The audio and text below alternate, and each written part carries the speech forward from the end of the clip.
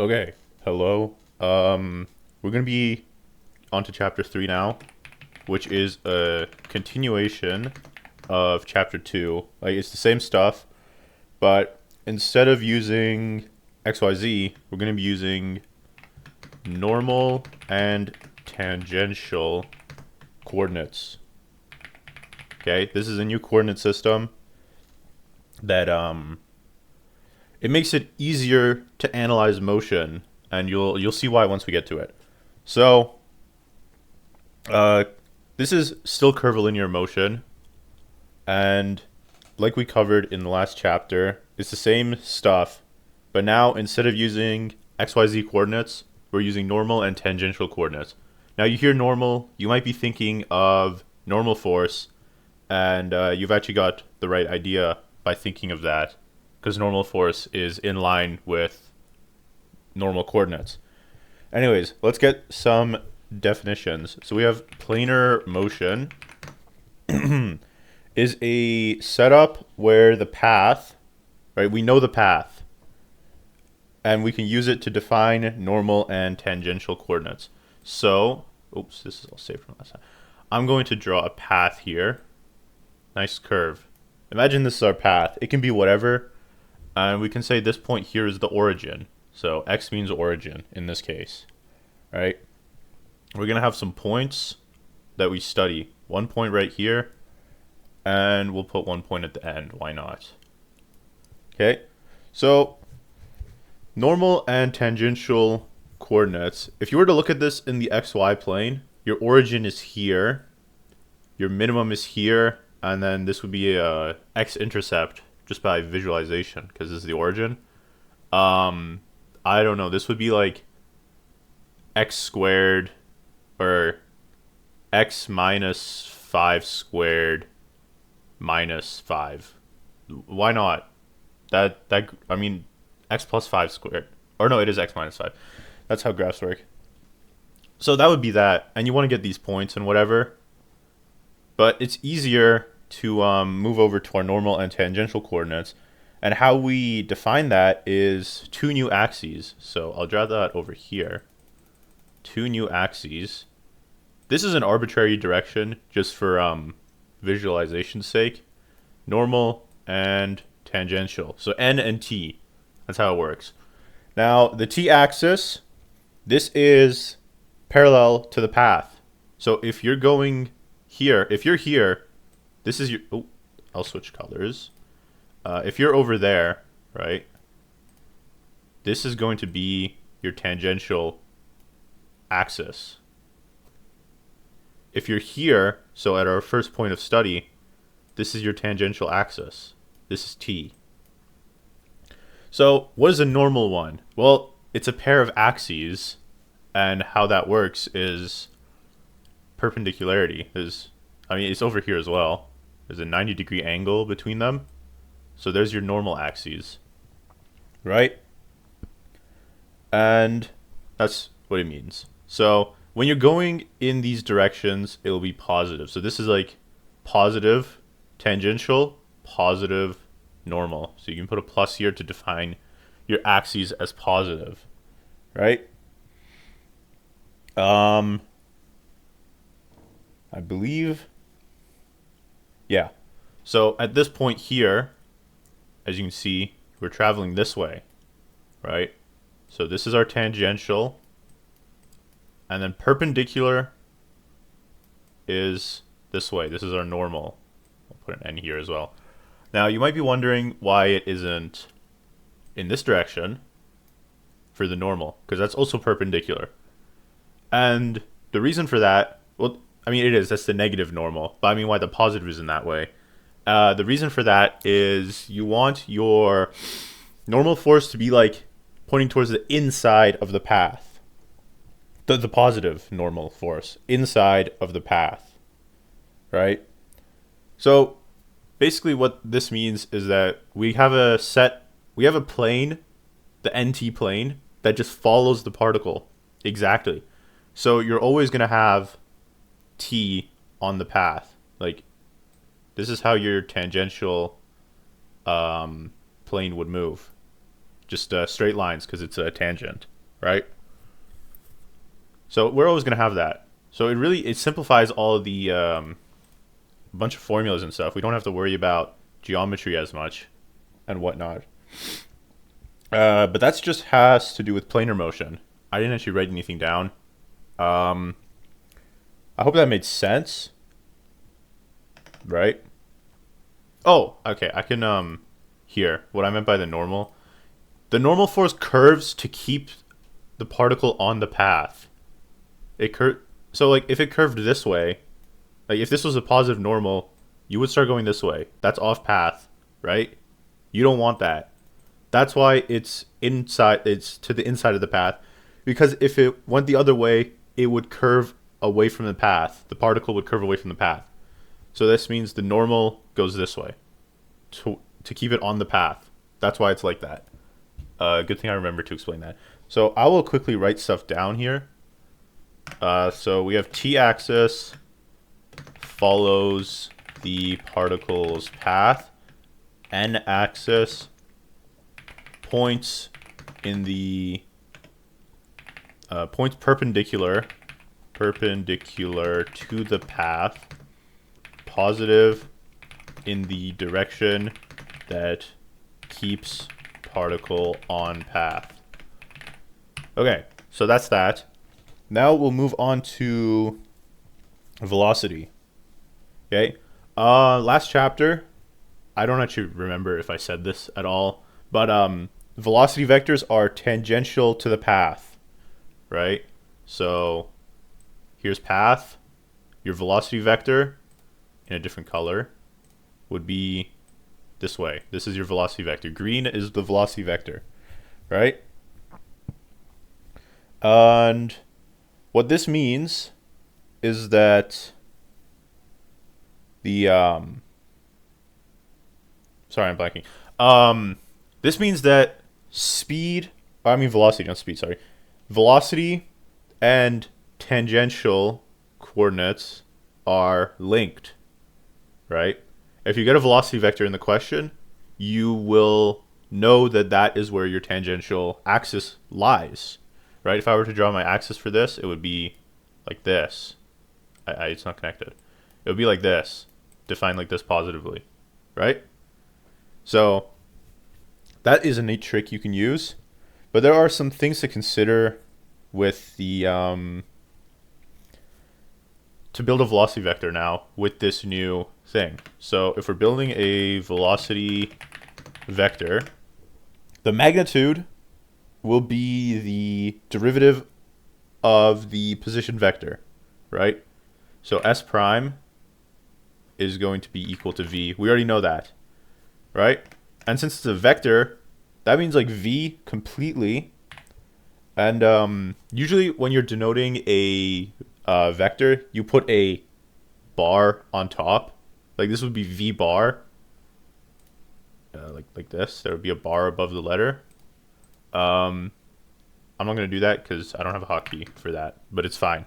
So V would then be equal to S prime times U. U bar. This is also a vector. This is the direction vector, unit direction vector.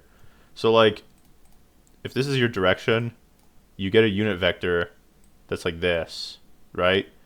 You should already know how to do that from like lineage or statics. You probably learned this in statics too.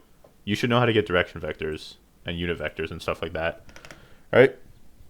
And so when you're thinking now, this is your NT plane, NT, right? And you know that velocity is always on T. But is there ever a velocity that will curve or go straight up? No, there isn't actually. So V sub n, V normal, is always 0. This is a constant rule. Okay, this never changes. So you can keep that in mind always. And now we're going to go on to acceleration. Right? This is a big one for tangential stuff, because you have normal acceleration and tangential acceleration. So change in velocity with respect to speed, respect to time, obviously. But now we're going to define what these new things are, which are Let's get our axes back. Normal and tangential acceleration, right? So tangential acceleration, as you would imagine, is purely on the tangent, on the tangential direction. I'll just red to represent that. And then normal acceleration, as you can imagine, is purely on the normal. Like it can be like here or something. Because this is like coordinates. I'm saying like the direction. You understand what I'm saying. Tangential direction, acceleration, not direction, is a change in speed. Not a change in velocity. That's a key distinction to make. It is a change in speed. Tangential accel equals change in speed, right? And then normal acceleration is a change in direction. So that's what these are for. Your normal acceleration changes your, let's say you have this, right? And right here you speed up. So you have a tangential acceleration, and to stay on the path, you're going to have a normal acceleration this way, like that. Okay? So pretty simple concept. You can get your derivative stuff.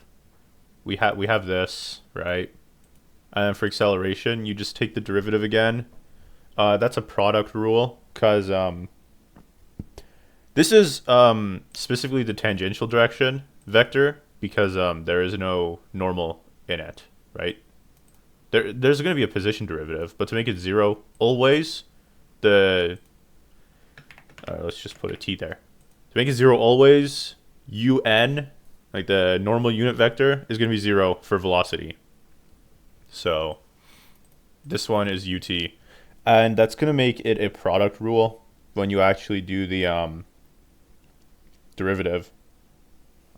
And this derivative, as you can see, this is like velocity, right? So when you do this derivative, this is just going to be acceleration bar, because it's a vector, is equal to, now this is going to be v prime and u, the ut, right? And this is your tangential acceleration. This is the formula for tangential acceleration. V prime times ut. Here we have ut prime v. Oops, that's not supposed to be capitalized. V. This is normal acceleration. So as you can see, we have tangential, we have normal. And I'll write it out here. At equals v prime ut, and an, n means normal, t means tangential, is equal to ut prime v, right? That is our equation. There's other equations, but we don't need to worry about that. Okay. So the other equations now, right? So for acceleration, what we could do is we can split, or sorry, not split, but there's another formula for an, which is equal to velocity squared. Oh, I need my velocity squared over rho, and rho is the radius of curvature, right? Let's say here, radius of curvature. This is rho. It might be r in some problems, but like you need to formula wise, it's rho, right? I didn't mean to circle the whole thing, but whatever. So this obviously, this has some physical implications. Also, there's a unit vector attached to this, but I'm going to stop writing unit vectors because unit vectors are units, so you don't really need to write them. Anyways, so there are actually some things we need to consider here, though, right? So let's say you have a flat, you have a flat road.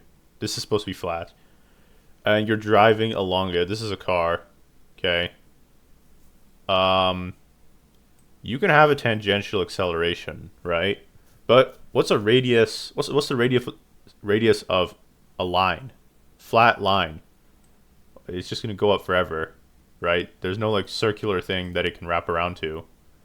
So that means here, rho equals infinity.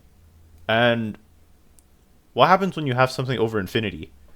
Well, okay, technically nothing. So I'll say it instead. Think of it like limits, limit-wise. If you take the limit as rho approaches infinity, what do you get?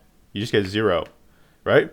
So on a flat road, or just a flat anything, flat surface, an equals 0. You don't have, because there's no curve to stay on. You're just going straight, right? And then there's also the case of, oh yeah, you will never have rho equals 0, because that's just, that makes it that it doesn't exist. You can't divide by 0. I know you can't divide by infinity, but like, imagine it's a limit thing. Yeah. So we can make another diagram, I guess, of just the concept. There you go. Origin, point of study. We have our tangential. We're going to have our normal, tangential. Let's say here's our center. You're going to have a value rho. Also alongside the tangential, you're going to have AT, AN here. You're going to have a V value given to you, right? So this is all pretty easy. Oh yeah, sometimes you'll get like a question that's like, here's your AT axes and here's your acceleration, right? Now, if you think about it, this is, and this goes into the next formula I'm going to discuss, but this is just a triangle. So you do this with like any vector, force vectors, position vectors. You can split it into its components, right? Using trig and whatever. And speaking of trig, that's where we get this equation. And recall from here, a is equal to at plus an, and we have a triangle. So a squared is equal to at squared plus an squared, right? That's another formula. That's like that's the equality here.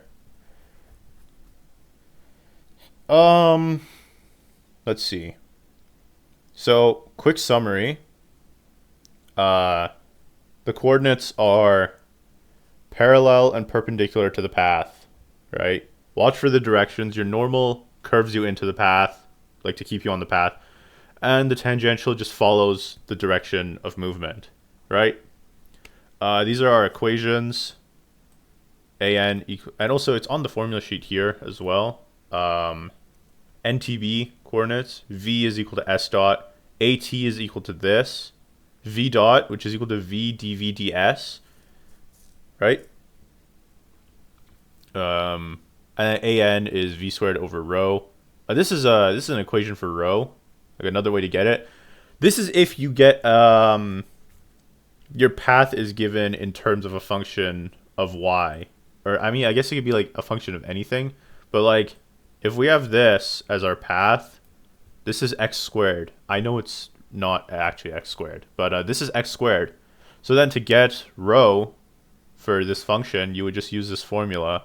1 plus dy dx squared, so 1 plus 2x squared to the power of 3 over 2, divided by the absolute value of 2, because it's the second derivative. Yeah. So that's just another formula for rho, which I guess I can write out. Or, yeah, sure. Rho equals 1 plus y prime squared to the power of 3 over 2. I'm just going to do power of 1.5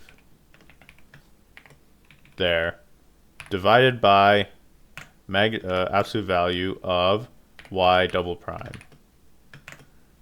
Okay, that's really messy, but it's fine. You get the point. Okay, acceleration has two parts. Yeah, velocity is in line with the tangential, so there's no normal velocity. And yeah, The constant acceleration rules apply here, by the way. That's for tangential. Your tangential acceleration can follow constant acceleration rules. So that means you would go back and use these formulas sometimes for your tangential acceleration. And then sometimes you would use this, depending on what you have, right? What's in the problem. Okay. And that is all for the theory. We've covered 3 ways to study motion at this point, right? We've gone over rectilinear. That was chapter 1. We've gone over curvilinear with XYZ. That was chapter 2. And now we've gone over NT coordinates. Chapter 3, right? So this is straight line motion. This is curved motion. And this is both in different coordinates. That's supposed to say coordinates. There. So basically, now whenever you approach a question, kinematics motion question, right, you're going to be figuring out what you need to use. If you're given constant acceleration, you go to these formulas. Variable, you use these. These formulas exist. When we get into circular stuff, we're going to be using these as well. And this is later. That's rigid body motion. Then there's these. So we have up to here in terms of the formula sheet. All this stuff. The kinematics section minus relative motion. And minus this. We haven't done r, theta, and z coordinates. But that's fine. We don't really use z in like any of the examples. There might be some that come up, but that's fine.